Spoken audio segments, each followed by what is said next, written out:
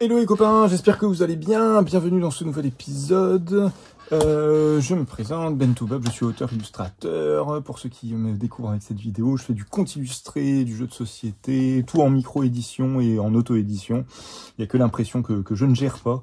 Sinon tout le reste j'essaye de gérer par moi-même et j'avoue que c'est quelque chose que j'aime beaucoup faire. Et je fais de la micro-édition à raison de aller entre 150 et 200 exemplaires de ce que je fais.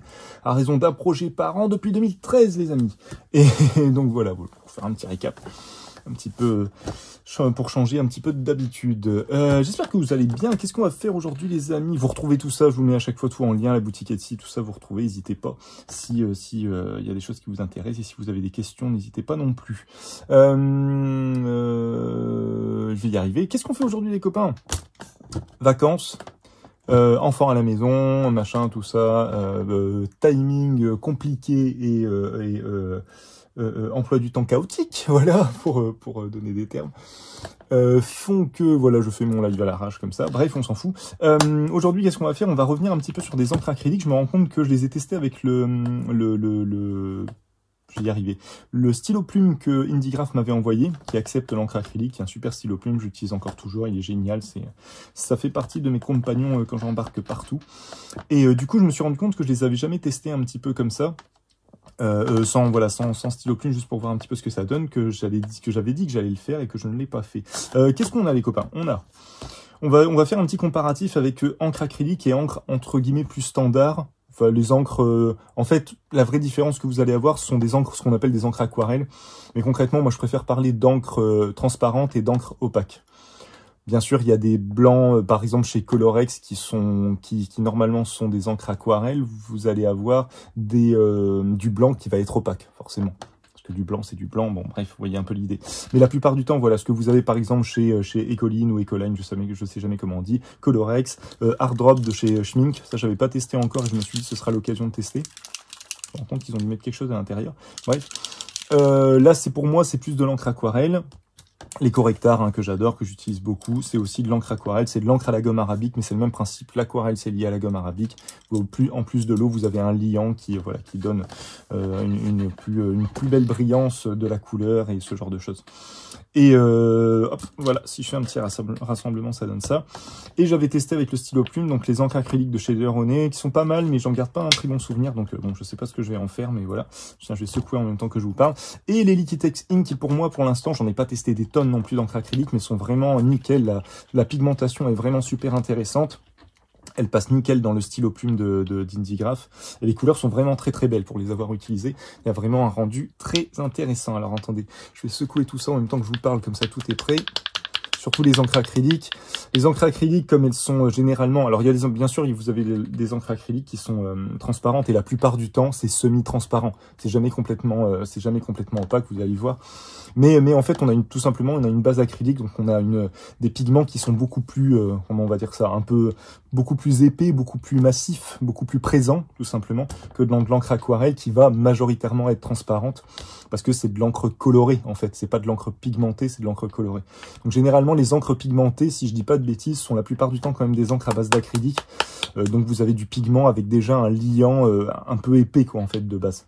Ce qui n'est pas forcément le cas avec des encres aquarelles. J'espère que je vous dis pas de conneries. Je pense que c'est ça. J'ai pas tout révisé parce que j'ai pas eu le temps, tout simplement. Mais de manière générale, c'est ça. Bon, là, je pense que j'ai assez secoué. Ça, on va faire un petit coup. L'avantage des encres aquarelles, hop, c'est que vous n'avez pas besoin de les secouer beaucoup parce que vu que vous avez quelque chose de beaucoup plus dilué, vous avez tout de suite la couleur qu'il vous faut et il n'y a pas de risque de dépôt ou quoi que ce soit. En tout cas, sur la plupart des aquarelles. On va faire un premier test, les copains. On va se grouiller parce que j'ai vraiment pas beaucoup de temps. On va faire un premier test sur un papier vraiment, voilà, entrée de gamme d'aquarelle vraiment basique. Et après, on va essayer de se faire une petite illustration très très rapide. Normalement, ça devrait aller vite. Sur du Arches 100% coton.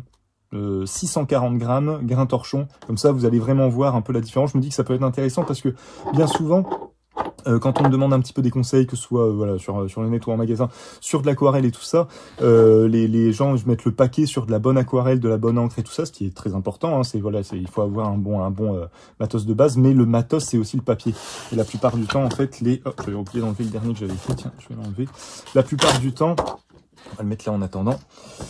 Je vais y arriver. La plupart du temps, les gens mettent le paquet sur l'aquarelle de base et achètent un petit papier bas de gamme pour s'entraîner dans un premier temps. Et je comprends l'idée, hein, parce qu'en effet, pour s'entraîner, vous n'allez pas mettre tout de suite des 20-30 euros dans un bloc, quoi. C'est un peu chiant, quoi. Donc après, voilà, moi ce que je conseille souvent pour démarrer, c'est, alors celui-là, c'est vraiment un papier entrée de gamme. Moi, ça va, il me va, mais il rend pas vraiment hommage. Excusez-moi, il rend pas vraiment hommage à l'aquarelle, donc c'est pas forcément l'idéal. Mais vous avez l'Aquapad de chez Clairefontaine qui peut déjà vous donner une bonne idée de ce que vous pouvez faire avec l'aquarelle, parce que vous avez un grain qui est assez prononcé. C'est de la cellulose, mais c'est vraiment, ça reste de bonne qualité, donc ça peut être intéressant pour déjà essayer de voir. Et après, ouais, dès que vous pouvez passer à du Anmul. Franchement, si vous pouvez passer sur du Anmul, là voilà, là vous êtes sur du bloc qui est relativement cher. On n'est pas sur des prix comme du Héritage, comme du Arche ou comme du Magnani, mais on est sur, voilà, sur un beau papier qui a un certain prix, mais voilà, qui rend vraiment hommage à ce que vous allez faire, quoi. Qui rend hommage, c'est pas du tout le bon mot que j'utilise, qui donne de la valeur à ce que vous allez faire. Voilà. Et ben on va pas traîner les copains. On va faire un premier, comme je vais faire un petit comparatif, on va déjà faire juste un premier test avec les encres que moi j'ai l'habitude d'utiliser. Moi aussi ça va me permettre, je vais réussir à faire une phrase de machin, de voir aussi la différence directement. Et donc voilà, là je le fais sur un papier entrée de gamme, vraiment juste pour voir un petit peu ce que ça donne. Et pour vous montrer un petit peu la différence de grain, de pigmentation, parce que vous allez voir, j'ai fait des petites gouttes. Vous allez voir que ça joue aussi. Donc là on est sur des encres de chez Correctar, qui sont de très très bonnes encres que moi j'adore utiliser, que je regrette d'ailleurs qu'ils ne les commercialisent pas un peu plus. Mais bon, j'en parlais avec justement une personne en commentaire sur YouTube et bah, pour l'instant ça les intéresse pas des masses, quoi. Donc bon, donc très belle couleur, encre à la gomme arabique, qui ont pour l'instant, pour la plupart des illustrations que j'ai exposées et que j'ai vendues, qui ont une bonne résistance à la lumière. J'ai pas eu d'écho comme quoi ça se vidait, ça devenait transparent, parce que c'est le problème que vous pouvez avoir, notamment avec des encres colorées, des encres un peu transparentes, type Colorex, ce genre de choses. C'est qu'elles vont pas tenir dans la durée, quoi. Sont ce qu'on appelle la plupart du temps des encres d'étude, et ça fait que au bout d'un moment, si votre dessin il est exposé à la lumière, les couleurs vont finir par passer naturellement. Donc vous allez d'abord perdre en saturation de couleurs, et puis il y a certaines couleurs, moi j'ai vu chez des amis qui exposaient un petit peu leurs travaux, bah, il y a certaines couleurs qui partent complètement. Oh, il y a un poil qui s'est mal mis, qui s'en vont complètement et ça devient complètement transparent. Donc voilà, il faut se méfier un petit peu de ça. Donc ça reste des encres d'étude. Écoline, Colorex, ça reste des encres d'étude. Pareil pour les tombeaux, pareil pour les... si vous les faites dans un carnet que c'est fermé, il n'y a pas de souci. Si vous les exposez, bah voilà, ça risque de passer au bout de quelques années, quoi. Donc voilà, donc pour l'instant, avec les encres à la gomme arabique, je pense que la gomme arabique doit jouer, doit permettre de lier un peu le truc, un peu le tout, et doit le protéger un petit peu, ce qui fait que ça vieillit mieux.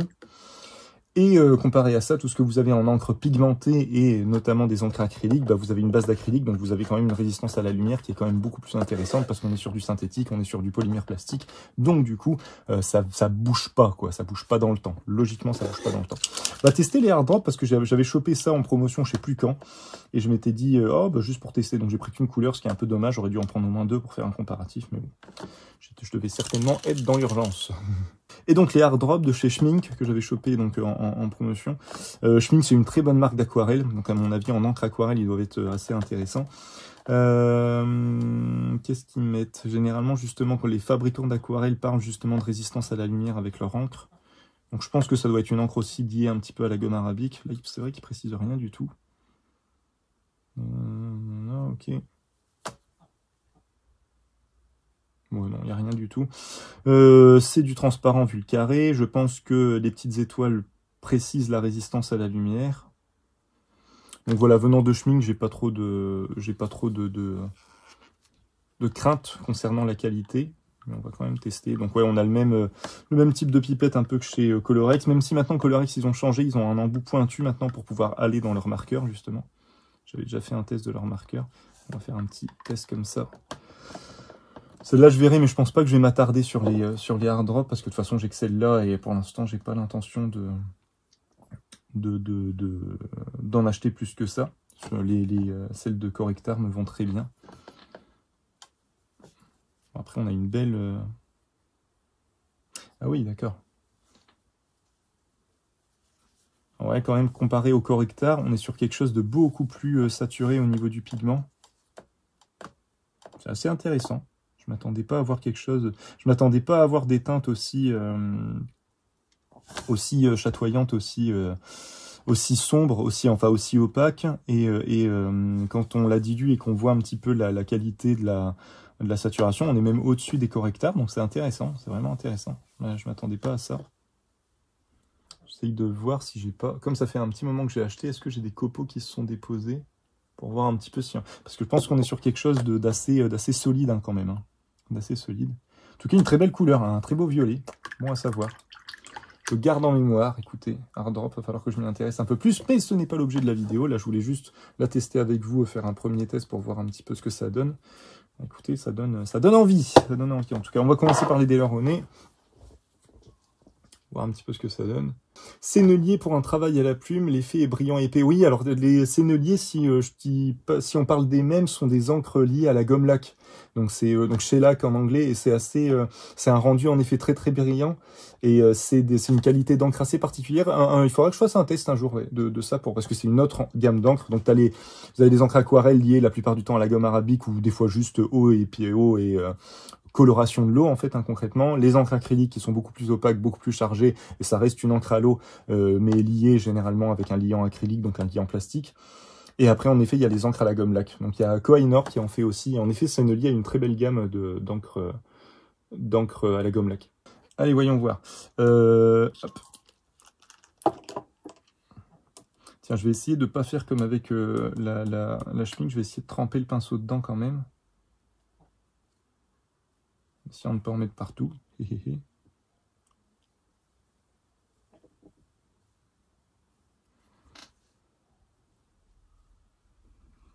on a une belle, on a quand même une belle opacité, une belle saturation. On a quelque chose de très vibrant. Couleur très vibrante. Je vais pas m'amuser à faire de la superposition ou ce genre de choses, mais je pense que, bon, je verrai à la fin à la limite. Mais je pense qu'on doit être pas mal. On va essayer, on va juste se faire ça. On va juste essayer de se faire un carré. Attendez, comment on va faire? Bon, on va le faire avec ça, tiens. Dans un premier temps, dans l'ordre, les copains. Dans l'ordre, on va faire ça. Juste pour faire un petit comparatif de superposition de ce que ça donne quand on superpose. Je mets de l'eau partout, c'est une catastrophe. On va y arriver. On va se faire. Tiens, une ligne juste là. Donc ça, c'est la celle de correcteur. J'ai l'impression que j'en ai pas mis... Voilà. Et on fera la même ligne en dessous avec certainement celle-ci, la Delaunay, parce que je suis dessus. Et après, on va superposer les deux jaunes pour voir un petit peu la qualité d'opacité. Surtout sur des jaunes, c'est intéressant parce que la plupart des jaunes sont transparents. Donc, bon, au moins là, on va se rendre compte si l'acrylique a vraiment... normalement, devrait être plus opaque. Bon, déjà, le jaune de chez Delaunay, en effet, il a vraiment une belle teinte. Il est très pigmenté.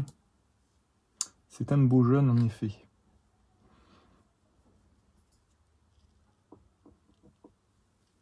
Là, je les ai à peine utilisées, donc elles sont bien chargées.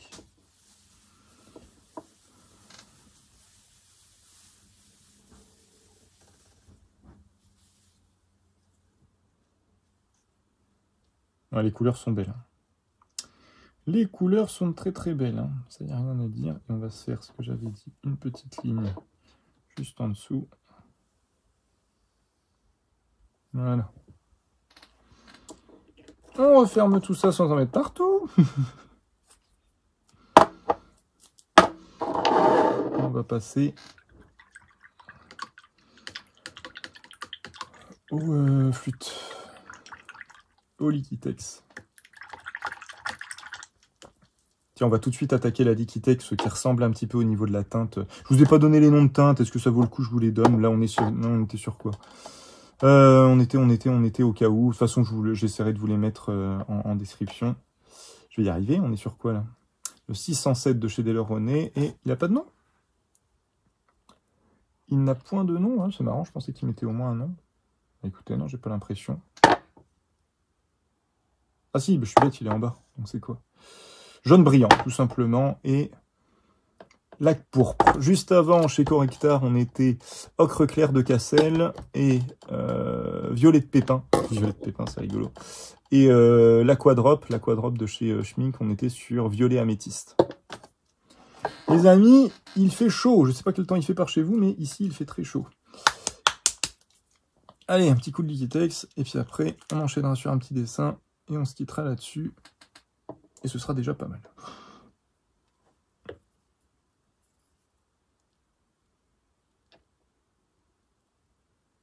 Ce que j'ai remarqué chez les Liquitex, c'est qu'elles me paraissaient quand même plus fluides que les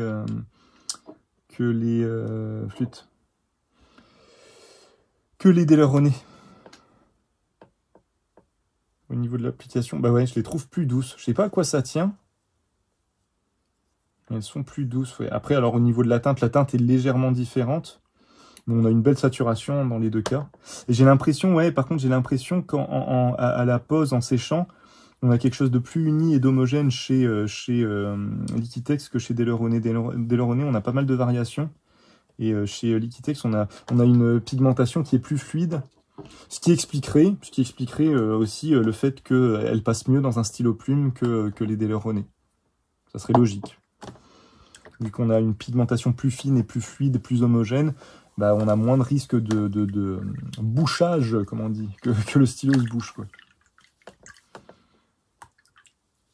Donc ouais, c'est pour ça que... Bah, d'ailleurs, c'est la personne de chez Indigraph qui m'avait conseillé les Liquitex en termes d'encre pour aller dans le stylo.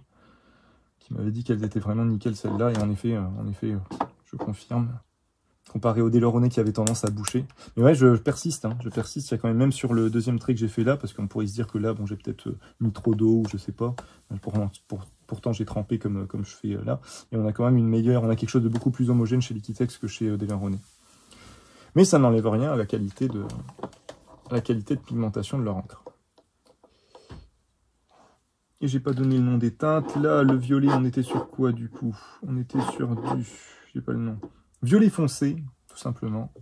Et là, on est sur du bleu phthalocyanine. Et alors, le violet foncé, je vous ai pas donné... Alors, attendez. Chez Delaunay, le jaune, il était transparent. Chez le pourpre, là, qui était transparent aussi. Chez Liquitex, le violet foncé est censé être semi-transparent. Et celui que je vais tester là, le bleu phthalocyanine nuance rouge, allons-y dans le détail, est censé être opaque. J'avais pris ces deux-là, il est censé être opaque, n'importe quoi, il est transparent, il est très transparent. J'avais justement pas pris d'opaque, parce que j'avais peur que ça bouge quand même le stylo plume. Il faudra que je teste avec une encre opaque aussi, pour voir un petit peu ce que ça donne. Il faudra que je teste ceci. Ou le beau bleu. Ou le beau bleu, Pour quelque chose de transparent, c'est pas mal. Alors là, je ne les teste pas en dilution, je vais essayer de le faire sur l'illustration directement, ce sera plus intéressant, je pense. De voir vraiment toutes les nuances sur un beau papier en plus, ce sera plus intéressant. Voilà un peu ce que ça donne, les amis. Je vais repasser juste un coup de jaune là pour qu'on voit un petit peu la différence entre les deux encres. Et puis après, on va attaquer l'illustration finale. Allons-y, allons-y.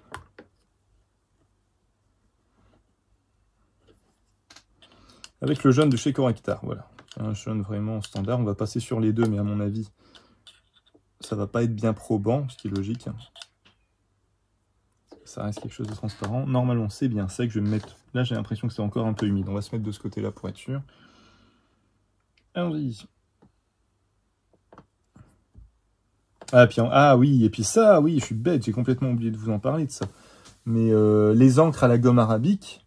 Comme c'est un peu la base des encres aquarelles, bah en fait, elles se rediluent. C'est ce qu'on voit exactement là. Bah heureusement que j'ai fait le test, comme ça, c'est le deuxième truc très important quand vous choisissez vos encres. Sachez voilà, que tout ce qui est encre, la plupart du temps, tout ce qui est encre aquarelle, donc Ecoline, Colorex, les Correctar, comme sont des encres juste colorées, en fait, elles se réactivent à l'eau, comme de l'aquarelle, en fait, un peu le même principe. C'est exactement ce qu'on voit là.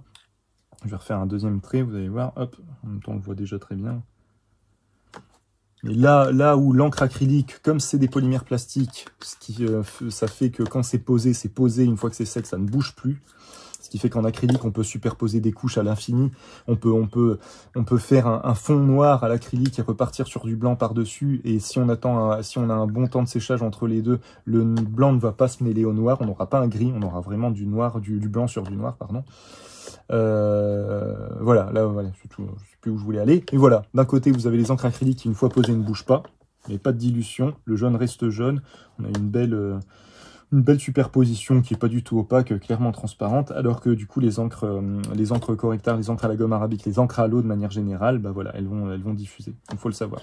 Faut le savoir les copains, faut le savoir. Et on va faire le même test avec les déleronnés. Hop, sans en mettre partout. C'est toujours marrantise que. En plus j'ai pas beaucoup dormi les copains. Donc si jamais, comme d'habitude, hein, quelque part, si jamais je fais un mauvais geste.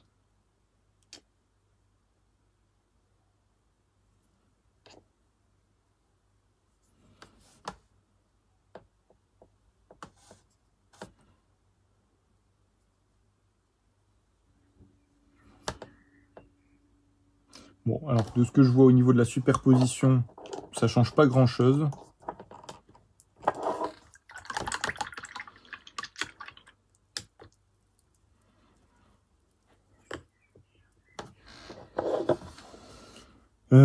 Mais voilà, mais on voit bien. Alors je vais y arriver. Les encres acryliques ont l'air de mieux se comporter au niveau mélange.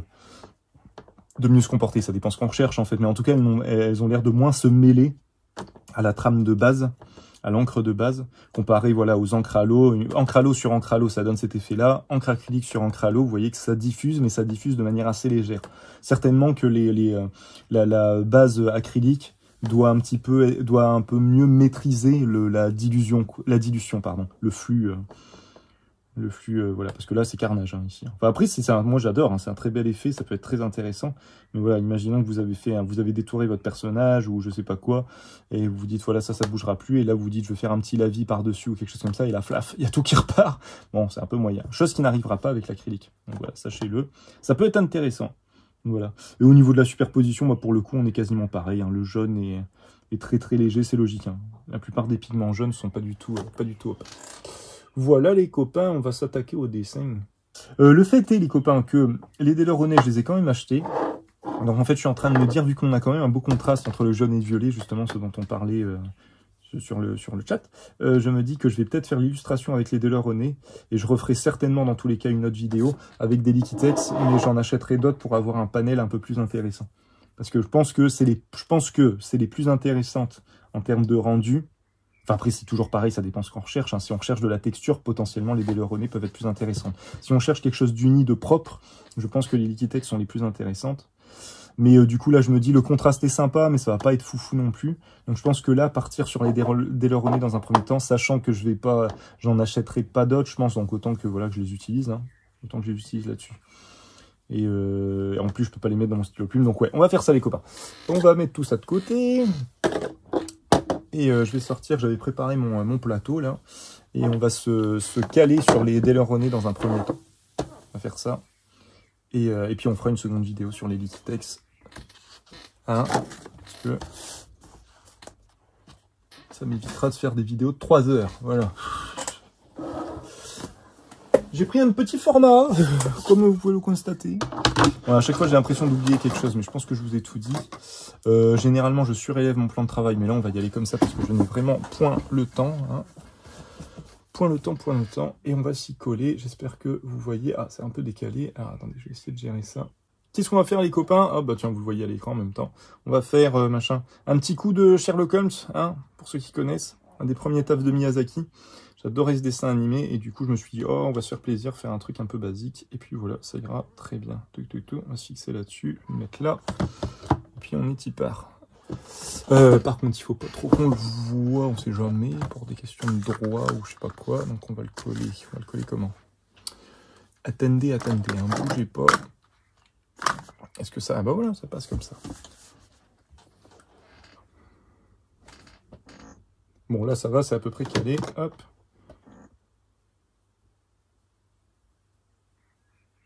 S'envoler, rip. Bon allez, on enchaîne ça vite fait, ça va aller vite. Alors, que ce soit les Daler-Rowney ou les Liquitex, c'est bien le côté pipette, mais des fois, moi, je veux juste travailler avec mon truc ouvert. Donc, écoutez, on va mettre ça là. Et puis, ouais, j'espère ne pas perdre trop de couleurs, mais bon, on verra bien.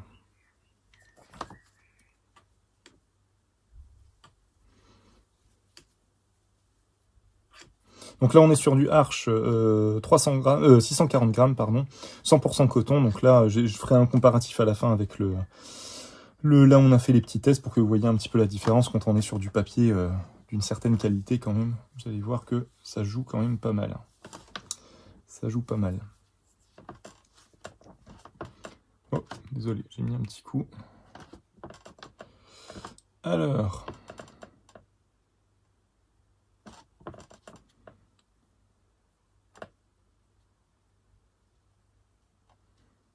Attends, je vais bouger juste un peu le... Hop, parce que là, ça va être compliqué.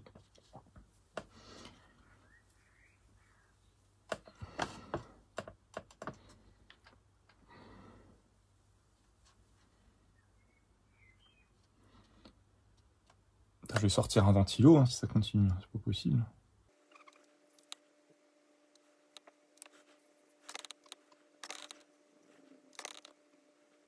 Donc bien sûr, hein, voilà, chaque fois je dis, mais moi ma méthode à chaque fois c'est de commencer par une teinte claire et puis venir foncer au fur et à mesure. Je colle. Je vous jure.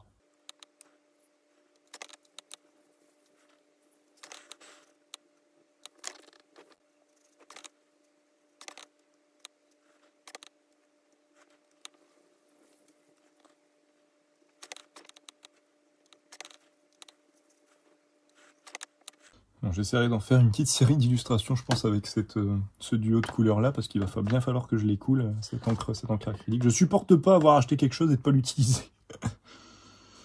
Pourtant, j'en ai, hein. J'ai du matos qui traîne comme ça, et je me dis à chaque fois, ah, j'utiliserai, un jour je l'utiliserai. Je sais pas comment, je sais pas dans quelles conditions, mais je l'utiliserai. Oh, ça bouge de partout.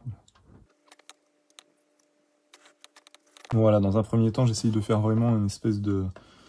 J'allais dire de croquis définitif, parce que c'est ça, hein, je pourrais pas l'enlever, je vais pas pouvoir gommer ou quoi que ce soit. Donc j'essaye d'y aller avec des traits assez fins, et de venir définir un peu voilà, l'ensemble un peu du personnage, essayer de pas rentrer dans les détails tout de suite, même si ça me démange, il ne faut pas. Tiens, là on va se permettre des petits... Ah, j'aurais dû laver ma flotte, j'ai pas pensé. Je vais aller la laver tout de suite, parce que sinon, là je vois ça a tendance à changer la teinte du jaune. Donc on va aller laver ça.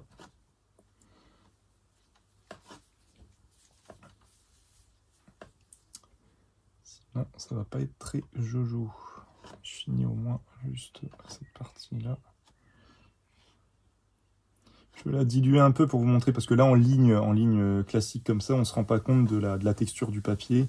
Là, voilà, je voulais juste faire quelques traits pour vous montrer un peu tout l'intérêt de bosser, surtout sur du papier type Arche et tout ça, avec un grain quand même très prononcé. On n'est pas sur du grain satiné, les copains, on est sur un beau grain torchon qui tâche.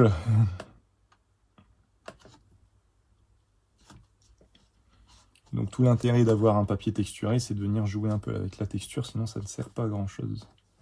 Sinon c'est un peu dommage.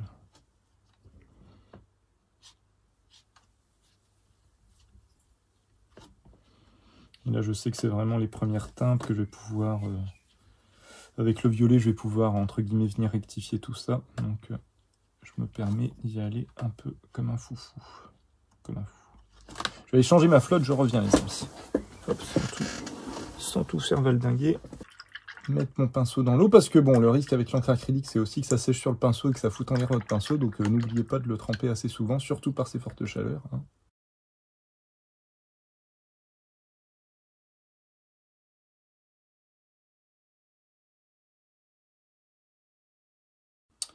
On va peut-être faire le fond en jaune, et je reviendrai avec quelques touches de violet pour faire un fond dans un coin, pour faire quelque chose de plus foncé. Mais je me dis, tout le fond en jaune un peu dilué, ça peut être joli. Ça peut être joli, on va faire ça les amis. Et il y avait juste aussi... Ah bah alors, attendez, on va le faire dans ce sens-là. J'ai déjà commencé à travailler Avec un beau jaune bien chargé, là. Hop. Et voilà, venir... Hop là. Venir le diluer. Voir un petit peu comment tout ça, ça se comporte aussi. Ah ouais, quand on le dilue quand même, il faut un bon moment avant de récupérer quelque chose de clair. Et là voilà, l'avantage c'est que je peux venir charger un peu le trait et les traits que j'ai passés, ça ne bougera pas vu que c'est de l'encre acrylique et ça c'est quand même cool. Ça c'est quand même pas mal. Avoir un beau fondu, ça va être joli. Attendez, je voulais juste me servir justement du jaune un petit peu dilué pour faire une petite demi-teinte sur son... Ah, c'est quand même cool de savoir que l'encre elle va pas bouger du tout. J'avoue que ça me fait sérieusement... Ça fait sérieusement pencher la balance du côté des encres acryliques en effet. Savoir que tu peux y aller et que ça bougera pas ton trait de base, c'est quand même pas mal. Ouais, dans ses yeux, et ça je vais laisser, je vais pas mettre de demi-teinte. Ah, et puis l'air de rien, je pensais que comme c'est de l'encre acrylique justement que ça allait sécher assez rapidement. Et comme on est sur un papier aquarelle, c'est l'avantage, c'est que ça conserve quand même pas mal d'humidité, on a le temps quand même de revenir. Finalement, c'est un bon combo. Voilà, un beau fond, hein, avec un petit dégradé, donc qui est un petit peu fort marqué ici. Que je peux le retravailler un petit peu pour que ça se dilue un peu plus. On a un beau jaune, hein. On a un très beau jaune quand même chez Daler-Rowney. Il faudra que je vois un petit peu ce qu'il donne le jaune de chez Liquitex. Là, j'avoue que c'est quand même beau. On n'a plus besoin du jaune, là. Je pense que c'est bon. On va revenir avec le violet par-dessus et on devrait être bon. On va s'arrêter. Alors, c'est encore bien humide. Écoutez, on va voir ce que ça donne de faire de temps en temps un peu d'humide sur l'humide. Parce que moi, j'aime bien quand ça diffuse un peu. Je veux pas quelque chose de complètement net non plus. Donc je pense que ce sera pas mal. Après, sinon, en effet, le but, c'est vraiment d'attendre que cette première couche, elle soit bien sèche avant d'attaquer la suivante. Et moi, comme je veux que ça vive un peu, surtout sur un papier aquarelle, c'est quand même l'intérêt aussi, c'est de pouvoir avoir un peu de jeu. On va voir les copains. Peut-être que... Parce que là, moi, je pratique un peu comme je pratiquerais avec de l'encre basique, donc on va voir ce que ça donne. On va voir, on va voir.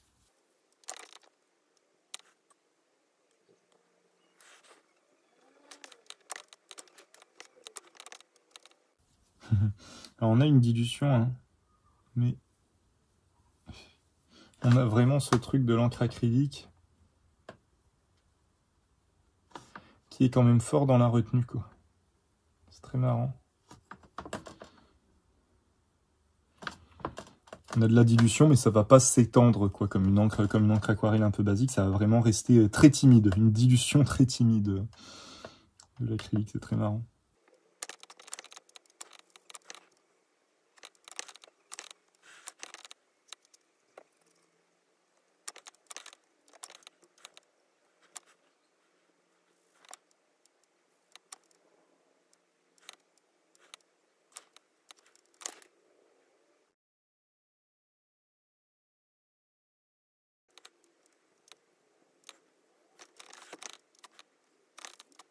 Bon, le contraste est sympa, et en effet, le fait que ça diffuse vraiment de manière légère comme ça, c'est pas si...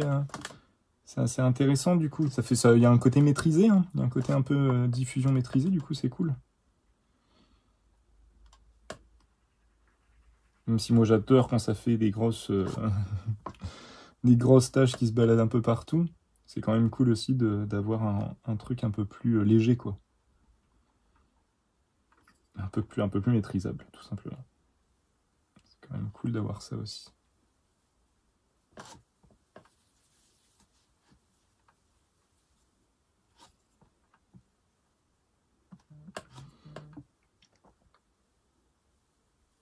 Et puis j'avais oublié de le dire, mais du coup je bosse avec le pinceau avec lequel je travaille, avec lequel je travaille, c'est un pinceau de calligraphie à la base.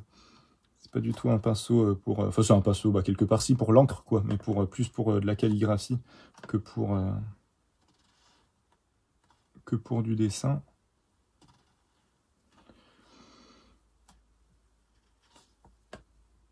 Mais je l'aime bien, c'est du poil de chèvre.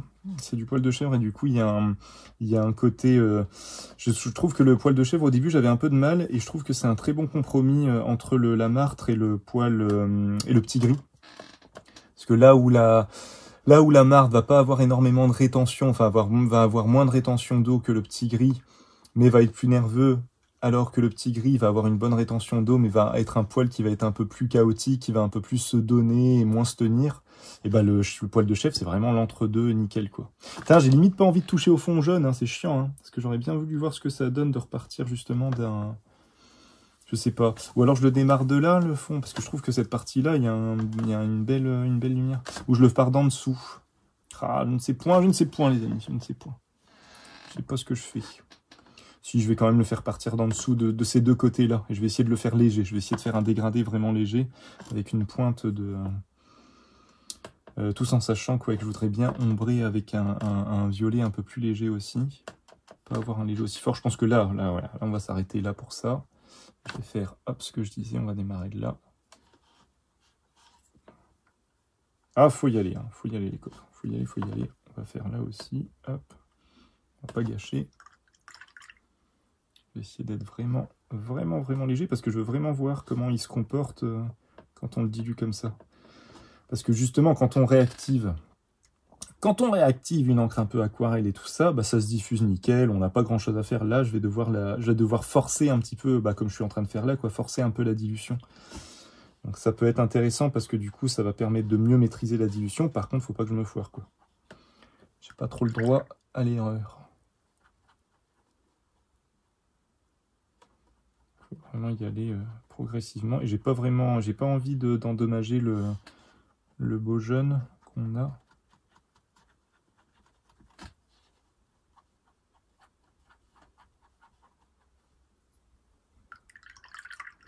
Après, je pourrais faire un espèce de mouvement bête, un peu, voilà, quoi, pour... je veux vraiment voir si ça se dégrade aussi bien que l'encre aquarelle. Bon, là, c'est pas... Là, limite, comme c'est encore humide un peu, là, limite, je vais plus y toucher. Le côté droit, on est pas mal. Là, comme ça a eu le temps de bien sécher, il faut que j'essaye d'avoir une eau assez claire pour, voilà, pour pas avoir de marquage. Et vraiment, enfin, ce que j'essaye de faire, moi, c'est ça, quoi, c'est de donner des petits coups comme ça. Comme ça, je me dis au pire des cas. Ah, j'ai été prendre le jaune qui n'était pas complètement sec. Je me dis au pire des cas, si jamais le dégradé se fait mal, et ben, il va quand même être plus ou moins, voilà, plus ou moins géré, quoi. Plus ou moins géré. Par contre, je me dis, il va être, voilà. Par contre, hop, c'est là que c'est un peu bizarre. Hop, je pense que là, c'est bon.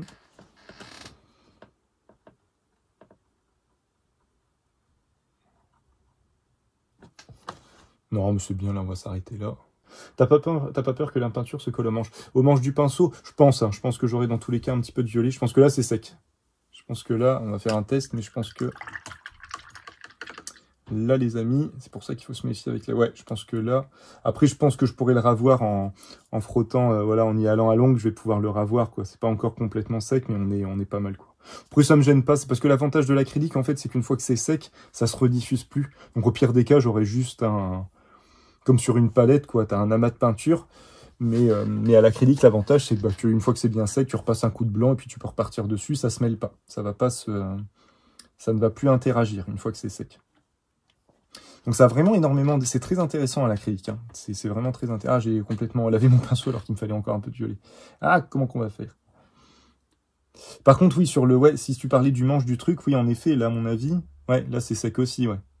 Donc après, est-ce que... Ah non, un côté était sec, mais l'autre non. Est-ce que à force de faire ça, je vais finir par avoir des espèces de copeaux? Ça, c'est possible, hein, ça, c'est possible. Mais je peux pas me permettre... Enfin, je vais pas commencer à fermer et à... Puis, et tu vois, je ferai gaffe, hein, je ferai gaffe à ce que j'ai... J'essaierai de faire gaffe.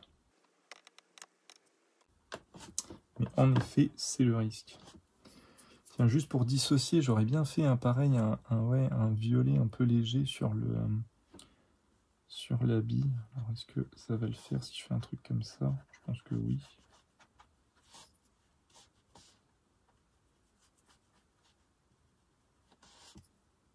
Après, on arrête parce que je pense qu'on est quasiment à plus d'1 heure de vidéo, là. Donc après...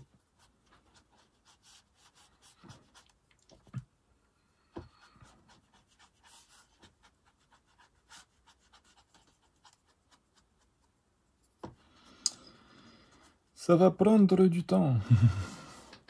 Bon allez, on va s'arrêter là les amis. Là, on est pas mal, on a un beau petit contraste. Je pense qu'on a bien vu un peu tout ce qu'on peut faire avec. Je pense qu'on est pas mal. Là, certaines parties ont séché, d'autres non. Comme ça, on va vraiment se rendre compte si... on va voir. Normalement, ce scotch-là, alors c'est du scotch Leclerc tout con, là, 3M. J'ai pas enlevé le bon en premier. C'est le scotch vert, le scotch magique, et moi j'utilise plus que celui-là. C'est pas du tout un scotch de masquage, c'est pas du tout fait pour, mais comme vous pouvez le constater, il fonctionne du feu de Dieu. Et c'est là que ça m'arrache tout un truc. Maintenant, il fonctionne très bien, il laisse pas pénétrer l'encre en dessous, alors qu'on est quand même sur un papier aquarelle avec une certaine absorption, donc ça pourrait finir par passer en dessous, par diffuser, mais franchement il est nickel ce scotch-là, j'utilise pour tout. Pareil, lui il a vu, je sais pas combien d'illustrations en tout que j'ai fait. Ah, c'est pas le bon. Et franchement, il est nickel. Donc je le recommande. En plus, je crois que c'est genre... moi, je crois que je paye 5 € les trois rouleaux. Et avec les 3 rouleaux, je fais quand même pas mal de choses. Vous voyez, là, c'est complètement humide. Et malgré ça, ça ne diffuse pas en dessous. Et en enlevant le scotch, on pourrait se dire, ah, peut-être que ça va s'insérer. Bah, même pas. Tout va bien, les copains.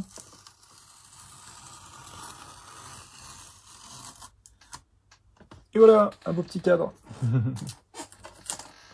N'arrache pas le papier.